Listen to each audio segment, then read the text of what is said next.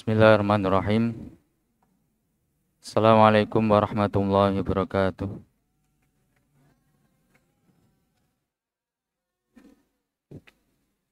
Innal hamdalillah nahmadu wa nasta'inu wa nastaghfiruh wa na'udzu billahi min syururi anfusina wa min sayyiati a'malina. May yahdihillahu fala mudhillalah wa may yudlil fala hadiyalah. Asyhadu an la ilaha illallah wahdahu la syarikalah wa asyhadu anna Muhammadan 'abduhu wa rasuluh.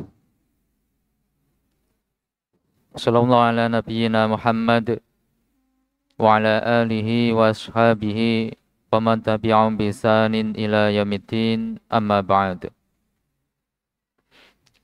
Alhamdulillah, telah kita selesaikan pada bab adabil muta'allim fi nafsihi, bab tentang adab-adabnya seorang penuntut ilmu terkait dirinya sendiri.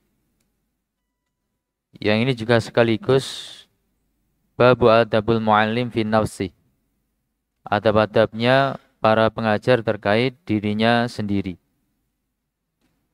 Kita telah belajar bersama 7 adab bagi setiap orang yang berkecimpung di ranah ilmu syar'i ini, ai adab fi nafsihi, terkait dirinya sendiri. Kemudian selanjutnya Al-Imam An-Nawawi rahimahullah ta'ala kemudian menyampaikan pembahasan tentang adab-adab fi darsihi wastigoli. Kalau yang sebelumnya tentang adab terkait dirinya sendiri, berikutnya bagaimana adab-adabnya ketika pelajarannya maupun kesibukan ilmiahnya. Itu yang akan kita baca pada malam hari ini dan berikutnya insyaallah ta'ala. Tapi tidak semua, akan tapi kita ambil sebagian dari sekian banyak poin-poin yang disebutkan oleh Al-Imam An-Nawawi rahimahullah ta'ala. Dan kita bermohon pada Allah Azza wa Jal, semoga Allah SWT senantiasa berikan kemudahan pada kita semuanya di dalam menuntut ilmu syar'i, di dalam memahaminya, mengamalkan serta mengajarkan atau mendakwahkan kepada yang lainnya. Dan semoga Allah SWT menjadikan ilmu kita sebagai ilmu yang bermanfaat dan diberkahi. Khani fiddini rahimani wa rahmakumullah. Adab yang pertama tentang adab fi darsihi wastighali. Beberapa adab dalam belajarnya maupun kesibukan ilmiahnya. Adab yang pertama, fayam bagi alla yazala mujtahida fil istighali bil ilmi qira'atan wa iqra'an wa mutala'atan wa ta'liqa wa mubahasatan wa mudzakaratan wa tasnifa. Kata Imam An-Nawawi rahimahullah ta'ala, fayam bagi maka seharusnya alla yazala, seorang yang berkecimpung dalam bidang ilmu, baik dia penuntut ilmu maupun seorang pengajar, hendaknya dia senantiasa dan terus menerus mujtahida, sebagai seorang yang bersungguh-sungguh. Sebagai seorang yang bersungguh-sungguh. Jadi mujtahid di sini maksudnya seorang yang memiliki kesungguhan, serius, sungguh-sungguh, berjuang fil istighali bil ilmi, dalam kesibukan ilmiah. Ya, dalam kesibukan ilmunya. Dan ini terus menerus. Jadi mencari ilmu syar'i itu tidak ada batasannya, ya, tidak ada batasannya. Mencari ilmu syar'i itu tidak berhenti pada suatu tataran, Mencari ilmu syar'i itu tidak berhenti pada suatu level. Karena setinggi apapun tataran ilmu ataupun level keilmuan kita, pasti masih sangat jauh lebih banyak ilmu yang belum kita ketahui. Ya, lebih banyak ilmu yang belum kita ketahui. Maka menyibukkan diri dengan ilmu itu adalah suatu keniscayaan, suatu keharusan yang sifatnya terus-menerus untuk kita perjuangkan, untuk kita sungguh-sungguh mencari ilmu tersebut. Qiraatan baik bentuknya itu membaca, ya, membaca buku, membaca kitab, membaca jurnal atau membaca yang lainnya yang bermanfaat dalam ilmu syar'i ini. Wa iqra'an ataupun bentuknya membacakan kepada orang lain. Membacakan kepada orang lain. Wa mutala'atan ataupun bentuknya menelaah, ya, menelaah. Yani suatu permasalahan, misalkan ada masalah apa kemudian ditelaah bagaimana hukum dari masalah tersebut. Apakah ada perbedaan pendapat di antara para ulama rahmatullahi ajma'in. Jadi telaah dari kitab-kitabnya para ulama rahmatullahi ajma'in. Dan tentang menelaah suatu permasalahan, baik kita sebagai seorang penuntut ilmu ataupun kita sebagai seorang pengajar, ketika menelaah suatu permasalahan itu kita harus fokus. Dan ini suatu hal yang sering kita sebagai seorang penuntut ilmu maupun seorang pengajar, itu kita tidak fokus dalam menelaah suatu permasalahan. Misalkan ada suatu permasalahan yang ditanyakan ke kita, misalkan dalam bab riba. Pertanyaannya spesifik, fokus dalam masalah tertentu. Nah, ketika kita kemudian mencoba untuk membahas masalah tersebut, ya, kita ambil suatu kitab, ya, beberapa kitab kita ambil, kemudian kita membuka kitab yang sudah kita ambil tadi. Ternyata kita tidak fokus pada pembahasan tentang riba dalam permasalahan yang sedang dibahas tadi, yang sedang dipertanyakan tadi. Ya. Mungkin dalam kitabnya itu sebelum sebelum membahas tentang babul buyu, bab riba itu ternyata ada kitabul hajj, kitab tentang haji. Malah pindah ke pembahasan yang lain, lihat-lihat pembahasan tentang haji, ya, tentang haji. Atau sebelumnya membahas tentang masalah bab jihad. Ya, tentang bab jihad. Akhirnya Akhirnya tidak fokus pada permasalahan yang hendak ditelaah. Menghabiskan waktu, ya, bukan pada permasalahan yang sedang hendak dibahas, hendak ditelaah. Kemudian juga tidak fokus dalam pikiran kita, ya, sehingga tidak menghasilkan apa yang diinginkan dari penelaahan dalam suatu masalah khusus dalam bab riba. Nah, ini banyak diingatkan oleh para ulama rahmatullahi ajma'in. Jadi dalam menelaah kitab, menelaah suatu permasalahan itu kita harus fokus. Harus fokus dalam permasalahan tersebut.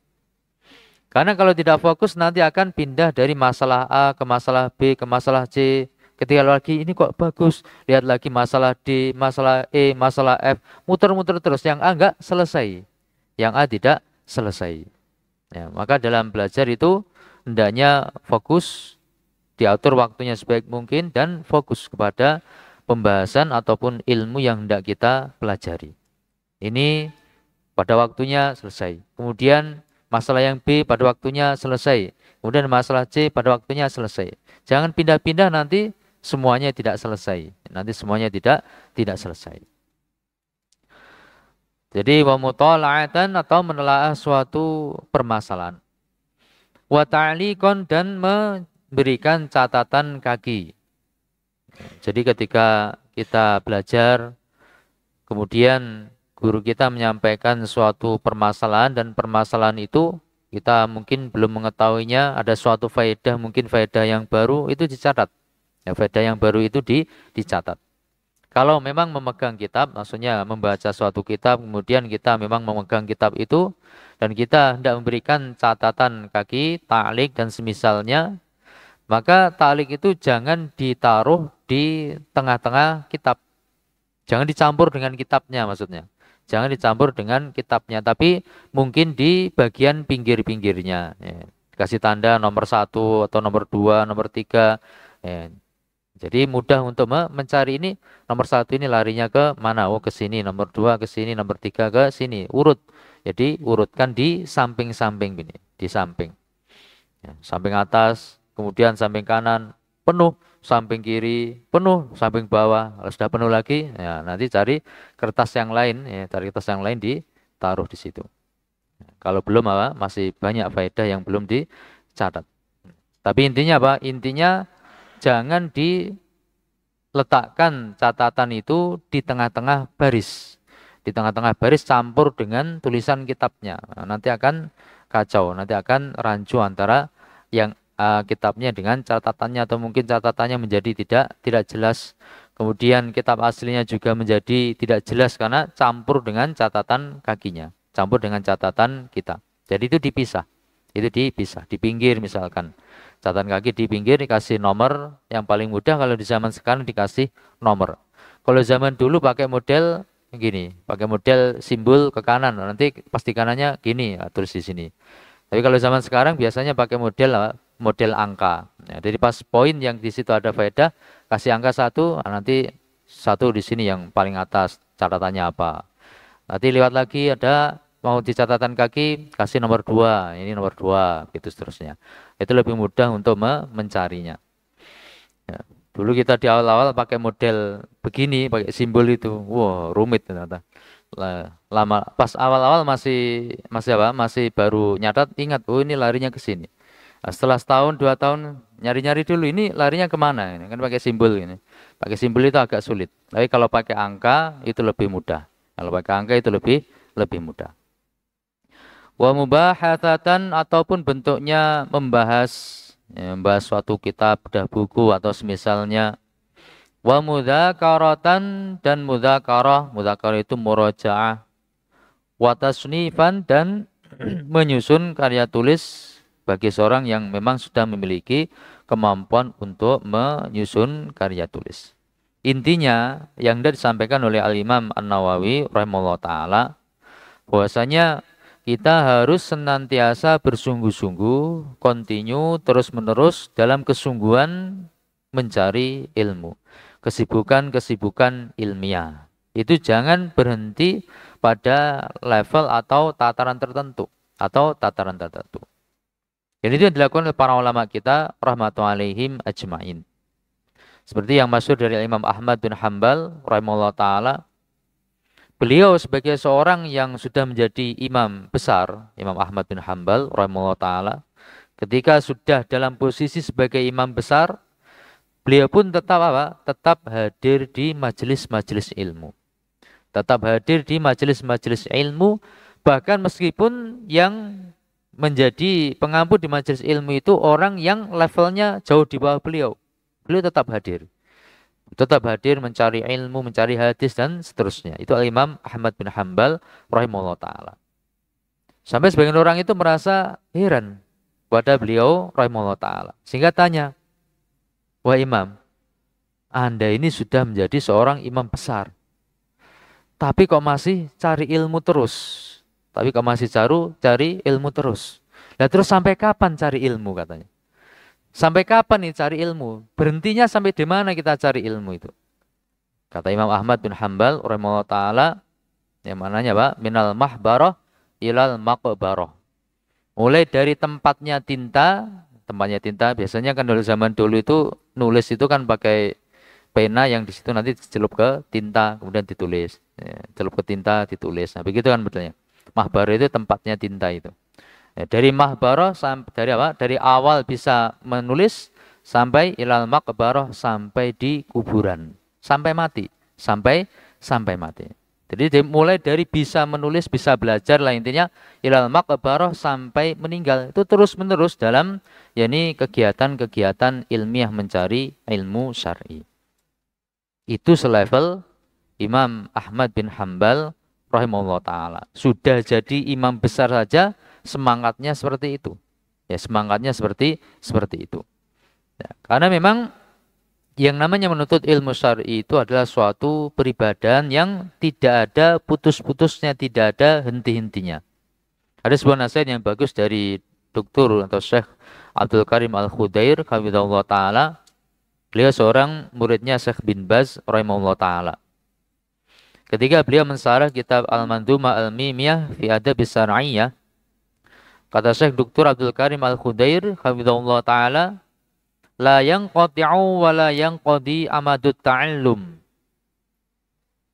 La yanqati'u, tidaklah terputus, wala yanqadi, dan tidak ada habisnya. Tidak akan selesai. Amadut ta'allumi, masa-masa belajar itu. Tidak ada putusnya. Tidak ada selesainya masa-masa belajar kita. Jadi masa belajar kita itu bukan berarti kalau kemudian kita misalkan lulus dari Mahadarul Athar ini, ya, lulus dari Mahadarul Athar ini, kemudian sudah selesai belajarnya, bukan. Apa yang kita pelajari di Mahadarul Athar sini itu apa? Ini adalah permulaan langkah kita, ya, permulaan langkah kita untuk menuju kepada ilmu-ilmu yang lebih jauh lagi atau ilmu-ilmu yang lebih dalam lagi. Ya. Kalau dalam dunia ilmiah, apa yang kita pelajari sampai di ulya atau jamiah sama dengan ulya, ya, jamiah sama dengan ulya, itu ibaratnya memberikan pondasi ilmiah untuk langkah-langkah yang berikutnya, untuk langkah-langkah yang berikutnya. Bisa diibaratkan sampai di ulya atau sampai di jamiah kita ini, itu ibaratnya seperti lulus SD begitu, ya. Seperti lulus SD, ilmu-ilmu dasar, ilmu-ilmu dasar. Ya. Beda kalau zaman mulazamah dulu sudah lebih tinggi, kalau zaman mulazamah dulu sudah lebih tinggi. Tapi kalau yang kita pelajari sekarang, yang kita pelajari ini, ibaratnya seperti ilmu dasar. Jadi maksudnya sebagai dasaran untuk melangkah lebih lanjut, untuk melangkah lebih lanjut. Ya, belajar usul itu dasar sekali. Kemudian naik sedikit ke ma'alim usul fiqh. Nah, itu juga dasar. Nah, nanti ada kitab-kitab yang berikutnya, Baik. Jadi la yang qati'u wa la yang qadi amadut ta'allum. Amadut ta'allum, masa belajar itu la yang qati'u, tidak terputus, wala yang qadi, tidak akan terselesaikan. Dari qadha, ing qadha, yang qadi. Tidak akan terselesaikan. Innama huwa min khusulil alati minat tamyizi ilal wafah. Innama huwa, hanyalah masa belajar itu, min, dimulai dari khusulil alat, adanya alat kita untuk belajar. Apa alat tersebut? Minat tamyizi, berupa kondisi tamyiz. Sejak kita kecil sebelum balik itu ada masa yang namanya tamyiz. Tamyiz itu apa? Tamyiz itu bisa memahami khitab, bisa memahami arah pembicaraan. Jadi anak kecil misalkan usia 7 tahun, ya, TK apa? TKC atau mungkin kelas 1 SD begitu. Kemudian ketika ditanya ternyata sudah paham, jawaban pertanyaannya sama dengan arah pertanyaannya. Ditanya utara, jawabannya ke utara. Ditanya ke selatan, jawabannya ke selatan. Cocok meskipun tidak sempurna. Oh, berarti sudah paham. Berarti sejak saat itulah mulai belajar. Mulai belajar. Tapi kalau ditanya pertanyaan ke utara, jawabannya ke selatan, ini belum paham. Belum tamyiz. Jadi mulainya masa belajar itu sejak usia tamyiz. Sejak usia tamyiz, sejak seorang anak itu sudah mulai bisa untuk diajak memahami suatu permasalahan. Dan ini tentu secara bertahap, secara berjenjang sesuai dengan kemampuan atau kapasitas akalnya masing-masing. Ilal wafati, sampai meninggal. Meninggal. Jadi mulai bisa belajar tamyiz sampai meninggal, itu masanya belajar kita. Itu masanya belajar kita. Jadi bukan apa? Bukan belajar di sini mungkin ya ini di ulya 3 tahun selesai, ya. Ulya 3 tahun selesai. Itu kalau 3 tahun di pondok itu nanti diketawain sama teman-teman sebelah. Ya, diketawain sama teman-teman sebelah. Teman-teman sebelah itu kalau mondok itu belasan tahun. Ya, teman-teman sebelah itu kalau mondok belasan tahun, 20 tahun, begitu mondok mereka. Jadi kalau 3 tahun, 5 tahun itu apa? dianggap apa? Mampir ke WC aja ya. Dianggap mampir minum, mampir ke WC itu. Cuma 3 tahun, 5 tahun itu. Dibilang mampir ke WC atau mampir makan, mampir minum aja. Ya. Namanya mondok itu belasan tahun, 20 tahun. Nah, itu mondok. Mondok yang benarnya seperti itu. Itu teman-teman sebelah seperti itu. Jadi seharusnya kita yang di atas sunnah itu lebih semangat lagi untuk mempelajari sunnah-sunnahnya Rasulullah Shallallahu Alaihi Wasallam. Antum bayangkan ya mereka. Antum bayangkan. Ya, kita pernah ada senior begitu, ya, senior dari sini. Kemudian beliau cerita ke kita ketika di Pondok Lamongan dulu. Tadi saya di kereta atau di bis begitu, di angkutan umum lah intinya. Ketemu sama santri sebelah dari Lirboyo. Mateng kon batin. Nah, sudah batin, wah mateng iki kon. Nah, ketemu santri Lirboyo. Kemudian diajak diskusi gini. Oh, nggak bisa jawab, nggak bisa jawab. Dia sampaikan gini begini. Nah, itu. Ternyata senior kita ini nggak bisa jawab. Nah, maka kemudian kita sampaikan permasalahannya itu antum nggak paham alurnya. Kan memang beliau tidak pernah di sebelah. Kalau kita yang pernah di sebelah ya paham alurnya itu begini, caranya begini gitu. Nanti terbawa alur nggak bisa jawab. Nah, tapi yang ingin kita sampaikan bahasanya ya, kita yang berupaya untuk mempelajari sunnah dan harapannya nanti ya ini mendakwahkan sunnah, memperjuangkan sunnah. Antum harus paham bahwasanya yang di luar sana nanti yang kita hadapi itu tidak main-main, ya tidak main-main. Kapasitas keilmuannya itu banyak di antara mereka itu benar-benar tidak main-main. Nah, maka itu yang kita harapkan antum ketika di ma'had ini, kemudian juga ketika melanjutkan ke jenjang yang lebih tinggi, misalkan itu antum sungguh-sungguh, karena yang kita hadapi tidak main-main, apalagi kalau antum di Jawa, kalau antum di Jawa, lebih-lebih di Jawa Timur, Jawa Tengah, ini ketemu sama teman-teman sebelah, diajaknya diskusi gini, nggak bisa ngomong antum. Nah, itu sungguh-sungguh di dalam belajar, ya, di dalam belajar. Jadi itu tidak ada selesainya, tidak ada selesainya. Kita itu kalau ya begitulah, ketemu orang macam-macam dari guru-guru kita yang dulu di sebelah itu juga ngeri-ngeri kalau menyampaikan pembahasan itu. Kalau menyampaikan pembahasan itu ngeri-ngeri. Baik. Ya, maka itu pentingnya kita ya senantiasa belajar, ya. Senantiasa belajar, terus-menerus belajar. Ya. Kata beliau di sini apa? Sejak tamyiz ilal wafat, sejak ada kemampuan untuk memahami ilal wafati sampai wafat. Dalilnya apa? Qala ta'ala, Allah Subhanahu wa taala berfirman, wa'bud rabbaka hatta ya'tiyakal yakin. Hendaklah engkau terus beribadah kepada Allah Subhanahu wa taala hatta ya'tiyakal yakin, sampai datang al yakin kepadamu. Al yakin sepakat oleh para ulama di tafsir maknanya adalah al maut, kematian. Ini surah Al-Hijr ayat 99.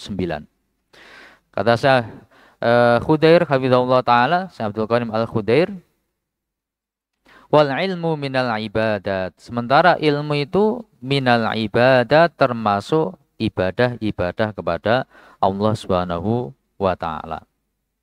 Wa min a'dhami ma yuta'abbadu bihi ar-rabbu, di antara hal yang teragung untuk dijadikan sebagai peribadahan kepada Allah Subhanahu wa taala adalah al-ilmu syar'iyyu, ilmu syar'i al-muwarrithu lil khasyah. Ilmu syar'i yang bisa menimbulkan khasyah, takut kepada Allah Subhanahu wa taala. Ya. Jadi itu dalilnya bahwasanya belajar ilmu itu tidak ada batasannya. Karena belajar ilmu itu adalah merupakan ibadah, bahkan ibadah yang teragung kepada Allah Subhanahu wa taala kalau niatan kita lurus. Maka masuk dalam keumuman firman Allah Subhanahu wa taala, wa'bud rabbaka hatta ya'tiyakal yakin. Ya adalah engkau beribadah kepada Allah Subhanahu wa taala, terus-menerus beribadah kepada Allah Azza wa Jalla hatta ya'tiyakal yakin, sampai datang kematian itu kepadamu. Ya, sampai datang kematian itu kepadamu. Perintah ibadah termasuk di dalamnya perintah untuk ibadah yang teragung, yakni menuntut ilmu syar'i itu tidak ada batas akhirnya. Tidak ada batas akhirnya. Dan kita lihat para ulama kita rahmatullahi alaihim ajmain. Ya, mereka juga terus-menerus di dalam kancah ilmu syar'i. Imam mengajarkan, imam murojaah, mempelajari, dan seterusnya. Itu dilakukan terus-menerus oleh para ulama kita, rahmatullahi alaihim ajmain. Ada suatu cerita terkait Syekh Ibnu Utsaimin, rahimahullah ta'ala. Dalam posisi beliau itu sudah menjadi ulama besar. Sudah ulama besar. Ketika itu Syekh Ibnu Utsaimin, rahimahullah ta'ala. Lalu suatu saat, sebagian muridnya itu melihat beliau itu kok membawa kitab kecil. Kitab kecil kayak matan begitu, matan kecil-kecil itu. Muridnya itu heran, selevel Syekh Utsaimin kok megang kitab kecil gitu kan. Selevel Syekh Utsaimin ulama besar kok megang kitab kecil. Nah, kayak kitab-kitab matan yang kecil gitu. Heran itu. Itu ngapain saya gitu kok megang kitab kecil. Nah, kemudian tanya kepada beliau rahimahullah taala. Ternyata kitab apa? Kitab Nukhbatul Fikar. Nah, kitab Nukhbatul Fikar yang nanti disarah dengan Nuzhatun Nazar. Kitab matan karya Al-Hafidz Nur Hajar Asqalani taala dalam mustalah hadis. Dalam mustalah hadis. Kitab dasar. Matan, memang kitab matan ya beliau. Nah, ternyata tanyakan apa? Itu beliau apa? Murojaah. Itu murojaah. Selevel Syekh Ibnu Utsaimin taala ketika sudah jadi ulama besar pun tetap memurojai hafalan-hafalan yang lama. Yang kitab-kitab matan yang awal itu dimurojaah lagi oleh beliau rahimahullah taala. Nah, kita murojaahnya kalau mau ujian, ya. Ini mau ujian, murojaah. Ujiannya selesai, murojaahnya selesai, ilmunya selesai juga, selesai juga. Nah, seharusnya tidak seperti itu. Nanti suatu saat di murojaah lagi, dimungkinkan, diingat-ingat lagi, begitu seterusnya. Itu cerita sekilas tentang Syekh Utsaimin rahimahullah taala.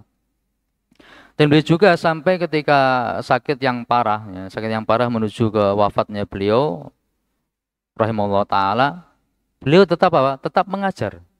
Syekh Utsaimin rahimahullah taala itu tetap mengajar sampai menjelang wafatnya, Ya, beliau itu terakhir mengajar itu ketika di Makkah, ya, dalam posisi berbaring di pembaringan, sudah sakit parah, suaranya sudah serak-serak begitu ceritanya. Tetap mengajar pakai pengeras suara. Beliau di kamarnya di ruangan khusus karena dalam perawatan. Tapi tetap ngajar. Begitulah Syekh Muqbil Al-Wadi'i rahimahullah ta'ala dan para ulama yang lainnya. Mereka tetap mengajar, mereka tetap belajar, menelaah dan seterusnya. Sampai kematian datang kepada mereka. Bahkan sebagian ulama yang terdahulu, yakni Imam Asy-Syafi'i atau Imam Asyuti rahimahullah ta'ala, Imam Syafi'i kalau tidak salah, ya beliau itu kan punya sakit tertentu yang itu dari sakitnya itu terus mengeluarkan darah. Nah, dan selama itu pula beliau tetap mengajar, tetap menulis sampai menghasilkan karya tulis yang sangat banyak. Itu Al-Imam Asy-Syafi'i rahimahullah taala. Begitu seterusnya, itulah keadaan para ulama kita rahmatullahi alaihim ajmain. Jadi menuntut ilmu, mencari ilmu atau mengajarkan ilmu, aktivitas keilmuan itu tidak ada batas akhirnya.